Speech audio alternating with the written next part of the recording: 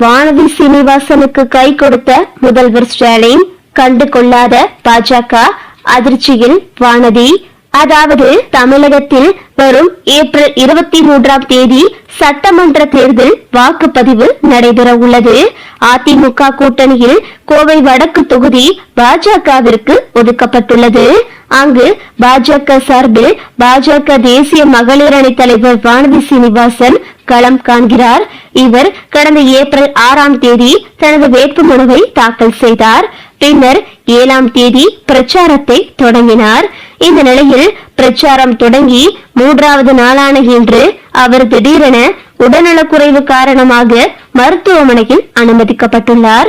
காலில் ஏற்பட்ட வீக்கம் காரணமாக அவர் மருத்துவமனையில் தீவிர சிகிச்சை பிரிவில் கிட்டத்தட்ட 48 மணி நேரம் இருக்க வேண்டும் என்று மருத்துவர்கள் தெரிவித்துள்ளதாக கூறப்படுகிறது. ஏற்கனவே கோவை வடக்கு தொகுதியில் அண்ணாமலைக்கும் சீனிவாசனுக்கும் இடையே பெரிய பனிப்போர் ஏற்பட்டது அனைவருக்கும் தெரிந்ததே.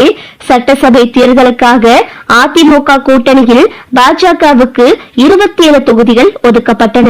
2024 நாடாளுமன்ற தேர்தலை போலவே இந்த முறையும் அண்ணாமலை கோவையில் போட்டியிட விரும்பினார். கோவையில் கவுண்டம்பாளையம் அல்லது சிங்காநல்லூர் தொகுதியில் அவருக்கு வாய்ப்பு வழங்கப்படும் என்று எதிர்பார்க்கப்பட்டது. ஆனால் கோவையில் ஒரு தொகுதி மட்டும் பாஜகவிற்கு ஒதுக்கப்பட்டுள்ளது. அண்ணாமலை போட்டியிட விரும்பிய தொகுதியை பாஜகவினர் கேட்டு பெறவில்லை. பாஜகவுக்கு ஒதுக்கப்பட்டுள்ள கோவை வடக்கு தொகுதியில் கடந்த 2024 நாடாளுமன்ற தேர்தலில் அண்ணாமலை அதிக வாக்குகள் பெற்றார். அதனால் அண்ணாமலை கோவை வடக்கு தொகுதியை கேட்டார். அங்கு ஏற்கனவே பாஜக தேசிய மகளிர் அணி தலைவர் வானதி சீனிவாசன் தீவிரமாக பணியாற்றி வருகிறார். இதனால் அண்ணாமலைக்கு பாஜக தலைமை உறுதி கொடுக்கவில்லை. அண்ணாமலையும் அவரின் ஆதரவாளர்களும் கடும் அதிருப்தி அடைந்தனர். கட்சி பணிகளில் இருந்தும் அவர் ஒதுங்கியே இருந்தனர். சட்டமன்ற தேர்தலில் போட்டியிட விருப்பமில்லை என்று டெல்லி மேலிடத்திற்கு கடிதம் எழுதியிருந்தார். அந்த கடிதத்தில் அதிமுக கூட்டணியில் பாஜகவிற்கு கொடுக்கப்பட்டிருக்கக்கூடிய இடங்கள் வெற்றி வாய்ப்பிருக்கக்கூடிய இடங்கள் இல்லை. ஒரு சில நிர்வாகிகள் தாங்கள் வெற்றி பெறக்கூடிய இடங்களை மட்டும் வாங்கிவிட்டு தோல்வி அடையக்கூடிய இடங்களை வாங்காமல் இருக்கின்றனர். இந்த நேரத்தில் போட்டியிட்டால் நானும் அதற்கு உடந்தையாக இருந்ததாக தொண்டர்கள் நினைக்கக்கூடும் என்பதால் தான் இந்த தேர்தலில் போட்டியிட விரும்பவில்லை என்று கடிதம் எழுதியிருப்பதாக சொல்லப்படுகிறது. அந்த கடிதத்தின் தொடர்ச்சியாக மேலும் அண்ணாமலையிடம் பியூஷ் கோயல் பேச்சுவார்த்தை நடத்திய போது அண்ணாமலை தான் கோவை வடக்கு தொகுதியில் போட்டியிட விரும்புவதாகவும் கோவை வடக்கு தொகுதியில் தான் போட்டியிடுவேன் என்று அண்ணாமலை கூறியதாக தகவல்கள் வெளியாகியுள்ளன. கோவை நாடாளுமன்ற தொகுதிக்கு உட்பட்ட ஏதேனும் ஒரு தொகுதியில் போட்டியிட விருப்பம் தெரிவித்துள்ளதாகவும் கூறப்படுகிறது. கோவையில் பாஜகவிற்கு ஒரே ஒரு தொகுதிதான் ஒதுக்கப்பட்டுள்ளது. ஏற்கனவே கோவையின் தெற்கு தொகுதி வானதி சீனிவாசன் கோவை வடக்கு தொகுதியில் போட்டியிடுவதற்காக பாஜகவிடம் கோவை வடக்கு தொகுதியை கேட்டு பெற்றிருப்பதாகவும் கூறப்படுகிறது. பாஜகவின் மாநில நிர்வாகிகள் ஏற்கனவே ஒவ்வொரு தொகுதிக்கும் 3 பேரின் பெயர்களை பரிந்துரைக்கப்பட்டுள்ளது. அதிலிருந்து ஒருவரைத்தான் பாஜக தலைமை உறுதி செய்யும். அந்த வகையில் மொடக்குறிச்சி தொகுதியை ஏற்கனவே பாஜக வெற்றி பெற்ற ஒரு தொகுதியாக உள்ளது. மொடக்குறிச்சி தொகுதி சட்டப்பேரவை உறுப்பினராக பாஜக சரஸ்வதியே உள்ளார். இந்த நிலையில் மொடக்குறிச்சி தொகுதிக்கான பெயர் பட்டியலில் அண்ணாமலையின் பெயர் இணைக்கப்பட்டு தலைமைக்கு அனுப்பியுள்ளது. ஆனால் அண்ணாமலையோ கோவை வடக்கு தொகுதிதான் தனக்கு கொடுக்க வேண்டும் என்றும் மொடக்குறிச்சி உள்ளிட்ட வேறு எந்த தொகுதியிலும் தன்னால் போட்டியிட முடியாது என்று அண்ணாமலை கூறியுள்ளார். இந்த நிலையில் கோவை வடக்கு தொகுதியில் அண்ணாமலைக்கு வழங்கப்பட வேண்டும் என்று அவரது ஆதரவாளர்கள் சமூக வலைதளங்களில் தங்களது கோரிக்கையை முன்வைத்துள்ளனர். கோவை வடக்கில் போட்டியிடுவதற்கு ஏற்கனவே வானதி சீனிவாசன் தயாராக இருக்கக்கூடிய நிலையில் அண்ணாமலைக்கு சீட் ஒதுக்கப்படுமா வானதிக்கா என்று ஏற்கனவே பனிப்போர் நிலை வந்த நிலையில் தற்போது வானதிக்கு இப்படி ஒரு சூழல் ஏற்பட்டுள்ளது. தற்போது வானதி சீனிவாசன் உடல்நலக் குறைவு காரணமாக 48 மணி நேரம் தொடர்ந்து தீவிர சிகிச்சை பெற்று வருகிறார்.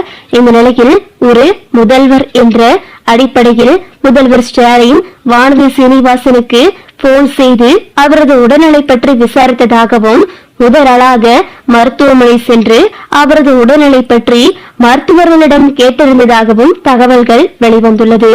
இந்த செய்தி பாஜகவினர் மத்தியில் பெரும் அதிர்ச்சியை ஏற்படுத்தியுள்ளது.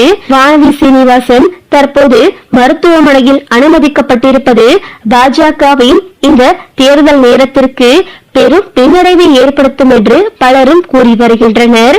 பனிப்போர் நிலவிய நேரத்தில் இந்த சமயத்தை பயன்படுத்தி அண்ணாமலை கோவை வடக்கு தொகுதியில் நுழையப் போகிறார் என்று பலரும் கூறி வருகின்றனர். இப்படி இருவருக்கும் இடையே பனிப்போர் நிலவி வரும் சூழலில் தற்போது வானதியை முதல்வர் ஸ்டாலின் சந்தித்ததாக தகவல்கள் வெளிவந்துள்ளது. தற்போது வானதியோ தன்னை பாஜகவினரே கைவிட்டு விட்டனர் என்றும் தற்போது திமுக தலைவர் முதல்வர் ஸ்டாலின் மிகவும் பொறுப்பான மனிதர் என்று கூறியதாகவும் சொல்லப்படுகிறது.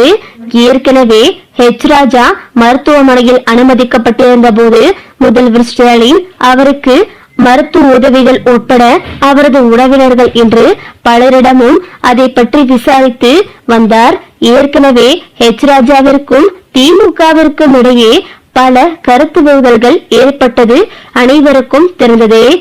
ராஜா திமுகவை வெளியிடங்களில் கடுமையாக விமர்சிப்பது இயல்புதான். அப்படி இருக்கும் சூழலில் எதிர்க்கட்சி என்று கூட பாராமல் தற்போது முதல்வர் ஸ்டாலின் ராஜாவை சந்தித்து நலம் விசாரித்தார். அடுத்ததாக வானதியை தேடி தற்போது முதல்வர் ஸ்டாலின் அவரிடமும் நலம் விசாரித்தது முதல்வர் ஸ்டாலினின் ஒரு உயரிய பண்பை அனைவருக்கும் வெளிச்சம் போட்டு காட்டுகிறது என்று தற்போது திமுக ஆதரவாளர்கள் கூறி வருகின்றனர். அதுபோக முதல்வர் ஸ்டாலின் ஒரு நல்ல மனிதர் என்றும் ஒரு கட்சி தலைவர் என்றாலும் முதல்வர் என்றாலும் இப்படித்தான் இருக்க வேண்டும் என்பதற்கு உதாரணமாக இருக்கக்கூடிய மனிதர் என்று பலரும் கூறி வருகின்றனர். எதிர்கட்சி என்றாலே இருவருக்கும் இடையே ஒரு மனக்கசப்பான சம்பவங்கள் இருக்கக்கூடும்.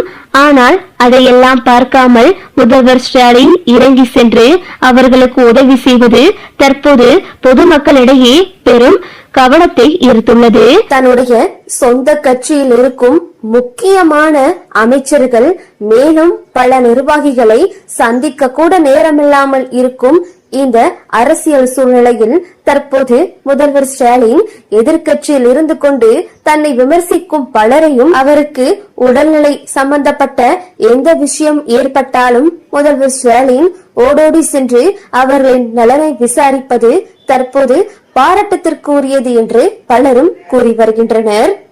முதல்வர் ஸ்டாலினின் இந்த நல்ல குணத்தை பார்த்து எங்களுக்கு திமுக தான் மிகவும் நன்மை அளிக்கக்கூடிய கட்சி, அது போதாக்குறையாக எங்களுக்கு ஏது நடந்தாலும் முதல்வர் ஸ்டாலின் எங்களை பார்த்து கொள்வார் என்று பல கட்சிகளிலிருந்து திமுகவில் இணைய தொடங்கிவிட்டனர். ஓகே விவோஸ், இத பத்தி நீங்க என்ன நினைக்கிறீங்க அப்படின்னு சொல்லிட்டு உங்களுடைய கருத்துக்களை கமெண்ட்ல தெரிவிங்க. இந்த வீடியோ உங்களுக்கு பிடிச்சிருந்தா லைக் பண்ணுங்க, ஷேர் பண்ணுங்க, மறக்காம நம்ம சேனலை சப்ஸ்கிரைப் பண்ணிக்கங்க. தேங்க்ஸ் ஃபார் வாட்சிங்.